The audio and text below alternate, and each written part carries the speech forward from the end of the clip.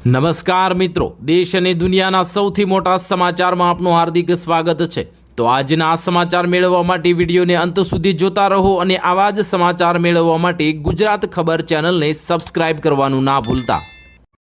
નમસ્કાર મિત્રો, સૌપ્રથમ સમાચારની વાત કરીએ તો 12.5 લાખ સીધા ખાતામાં। આ મશીન વગર ખેતી બંધ, સરકાર આપે છે મફતમાં અને ફોર્મ ભરવાની છેલ્લી તક।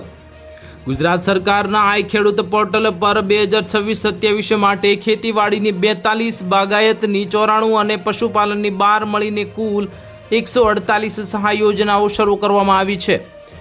ત્યારે ટ્રેક્ટર, રોટાવેટર, ડ્રોન, સ્માર્ટફોન, કાંટાળા તારની વાડ, godown, solar power unit, net house એટલે કે જે આપણે ગ્રીન હાઉસ આવે તે, અને ડ્રેગન ફ્રૂટ વાવેતર, કેટલ શેડ માટે સબસિડી મળશે। આ વર્ષથી જ નવો નિયમ લાગુ કરાયો છે। અરજી કરવા માટે તમારે આધાર ઓથેન્ટિફિકેશન ફરજિયાત છે અને ખેડૂતે આધાર સાથે લિંક મોબાઈલ પર આવતા ઓટીપી દ્વારા અથવા તો બાયોમેટ્રિકથી વેરિફિકેશન કરવાનું રહે છે અને ત્યાર પછી વેરિફિકેશન સિવાય કોઈ પણ યોજનાનો લાભ મળશે નહીં। સહાય વહેલા તે પહેલાંના ધોરણે આપવામાં આવશે। અને મિત્રો, અરજી 27 માર્ચથી 26 એપ્રિલ 2026 સુધી હતી, પરંતુ હજી જે લોકોની અને ખેડૂતોની માંગને ધ્યાનમાં રાખીને લંબાવવામાં આવી છે। નાના ખેડૂતો, સીમાંત અને મહિલા ખેડૂતોને પસંદગીમાં અગ્રતા આપવામાં આવશે।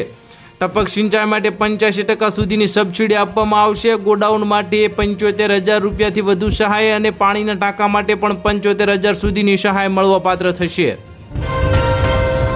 ત્યાર પછીના મહત્વના સમાચારની વાત કરીએ તો આઈ ખેડૂત પોર્ટલ પર 148 યોજનાનો ખજાનો ખુલ્યો। ટ્રેક્ટરથી ડ્રોન સુધી બધું ફ્રીમાં મળશે।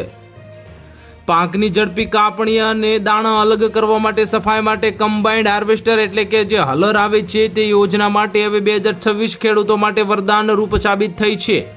ગુજરાત સરકાર દ્વારા આ મશીન ખરીદવા માટે મોટી નાણાકીય સહાય આપવામાં આવી છે। સામાન્ય ખેડૂતને કુલ ખર્ચના 40% અથવા તો 10 લાખ, નાના સીમાંત અથવા મહિલા ખેડૂતને 50% અથવા તો 12.5 લાખ અને SC/ST વર્ગના જે ખેડૂત છે તેમને 60% અથવા તો 12.5 લાખ સુધી સહાય મળવાપાત્ર થશે। મિત્રો, માત્ર ભારત સરકાર માન્ય ટેસ્ટેડ મોડેલ આઈ ખેડૂત પોર્ટલ પરથી ખરીદવાના રહેશે અને અરજી સમયગાળો 27/3/2026 થી 26/4/2026 હતો, પરંતુ લોકોની અને ખેડૂતોની માંગણીને ધ્યાનમાં રાખીને હજુ તારીખ લંબાવવામાં આવી છે। આ મશીનોથી મોટા ખેતરોમાં મજૂરી ખર્ચ 70% સુધી ઘટશે અને સમયની પણ બચત થાય છે। ખેતી વધુ આધુનિક બનાવવા સરકારનું મહત્વપૂર્ણ પગલું ભરવામાં આવ્યું છે।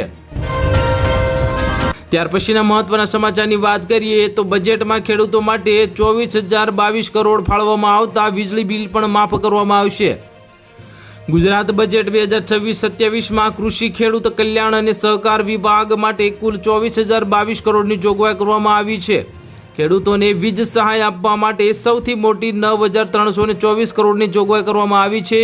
મિત્રો, સૂક્ષ્મ સિંચાઈ માટે જે 1,250 કરોડ, ટ્રેક્ટર ખરીદી સહાય માટે 800 કરોડ, કૃષિ યાંત્રિકીકરણના ઓજારો માટે ₹765 કરોડ, મુખ્યમંત્રી પાક સંગ્રહ સ્ટ્રક્ચર યોજના હેઠળ 15,436 ખેડૂતોને નાના ગોડાઉન માટે ₹1 લાખની સહાય આપવા માટે 154 કરોડ અને ખાતેદાર ખેડૂતોના આકસ્મિક મૃત્યુ અથવા તો કાયમી અપંગતા આવે તેવા કિસ્સામાં 4 લાખ સુધીનું વીમા રક્ષણ સીમા અને વીમા સુરક્ષા કવચ પણ આપવા માટે 146 કરોડ ફાળવવામાં આવ્યા છે અને ડ્રોન ટેકનોલોજીને પ્રોત્સાહન માટે ₹77 કરોડ ફાળવવામાં આવ્યા છે।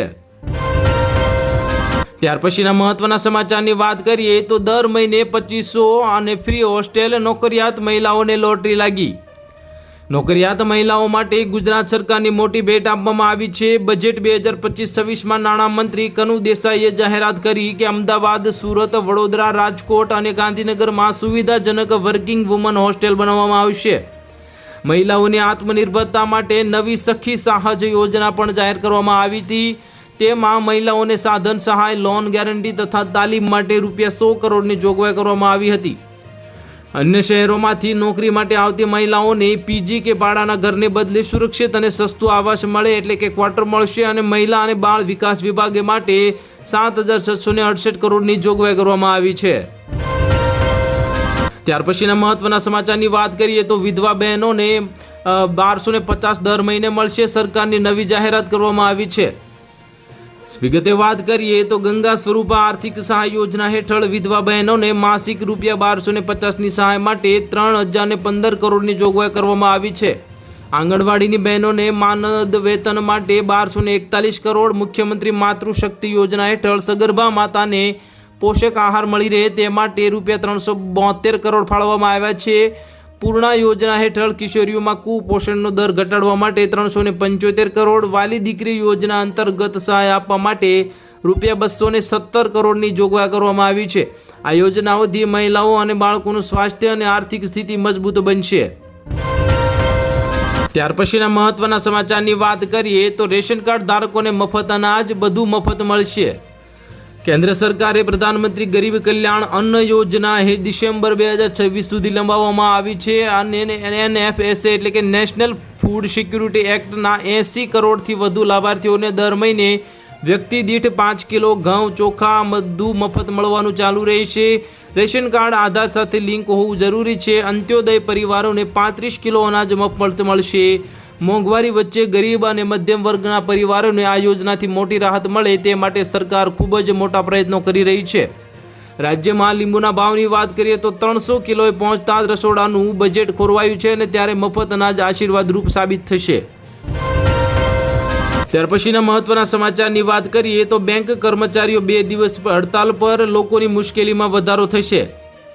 સ્ટેટ બેંક ઓફ ઇન્ડિયાના ગ્રાહકો માટે મહત્વના સમાચાર છે. ત્યારે 2 દિવસ સ્ટેટ બેંક ઓફ ઇન્ડિયાના હજારો કર્મચારીઓ દેશવ્યાપી હડતાલ પર ઉતરશે. ત્યારે all India state bank of India staff federation દ્વારા કર્મચારીઓના હકો અને કામની સ્થિતિ સુધારવા માટે આ હડતાલનું એલાન કરવામાં આવ્યું છે.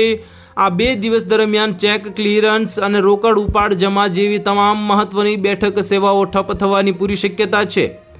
મિત્રો, તમારે જે કંઈ કામ કરવાનું હોય તે કામ જલ્દીથી પતાવી લેજો. ફેડરેશનનું કહેવું છે કે મેનેજમેન્ટ સાથે અનેક વાટાઘાટો નિષ્ફળ જતાં આ પગલું ભરવું પડ્યું છે. ગ્રાહકોએ અગાઉથી રોકડની વ્યવસ્થા કરી લેવી જોઈએ. ત્યાર પછીના મહત્વના સમાચારની વાત કરીએ તો વધુ એક મોંઘવારીનો માર, લીંબુ ₹300 કિલો, રસોડાનું બજેટ ખોરવાશે. કાળઝાળ ગરમીની સીધી અસર રસોડા પર વર્તાઈ રહી છે. ધોરાજી રિટેલ માર્કેટમાં ગત મહિને ₹100 કિલો મળતું લીંબુ હવે ₹300 પહોંચ્યું છે. માંગ વધી અને ઉત્પાદન ઘટતા ભાવ આસમાને પહોંચ્યો છે. મિત્રો, ઉનાળાની સિઝન ચાલુ છે ત્યારે લીંબુ ખૂબ જ જીવન જરૂરિયાત વસ્તુ હોય ત્યારે લોકો કરે શું? તો બીજી તરફ અમેરિકા ઈરાન યુદ્ધને કારણે આંતરરાષ્ટ્રીય ક્રૂડ તેલના ભાવમાં પણ $126 પ્રતિ બેરલની 4 વર્ષની ઊંચી સપાટીએ પહોંચી ગયો છે.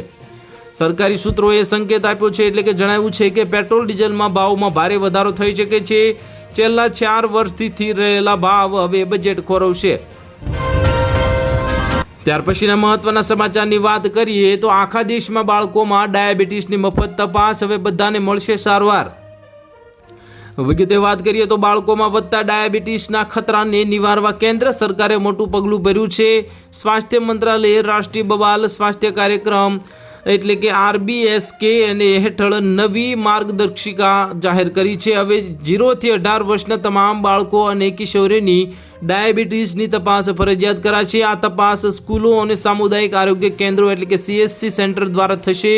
આ શંકાસ્પદ કેસોમાં બ્લડ શુગરની તપાસ કરીને જિલ્લા સ્તરીય સ્વાસ્થ્ય કેન્દ્રોમાં રિફર કરવામાં આવશે. ત્યારબાદ બીમારીની જલ્દી ઓળખ કરી અને બાળકોને સમયસર સારવાર મળે તે મુખ્ય ઉદ્દેશ છે. ત્યાર પછીના મહત્વના સમાચારની વાત કરીએ તો પશુપાલકોને મોટી ભેટ મળી. ગાભણ પશુ માટે ખાનદાન સહાય જાહેર કરવામાં આવી. કામધેનુ યુનિવર્સિટીની યોજનાઓ માટે ₹424 કરોડની જોગવાઈ કરવામાં આવી છે. ગાભણ પશુ અને વિયાણ થયેલ પશુ માટે ખાનદાન સહાયની યોજનામાં 1.53 લાખ લાભાર્થીઓ આવરી લેવા 61 કરોડ, ફરતા પશુ દવાખાનાની સેવાઓ માટે 56 કરોડ અને મુખ્યમંત્રી નિઃશુલ્ક પશુ સારવાર યોજના માટે 52 કરોડ અને તબેલા લોન યોજના હેઠળ ST ખેડૂતોને ઓછા વ્યાજે લોન મળશે જેથી પશુઓ માટે તબેલા બનાવી શકાય.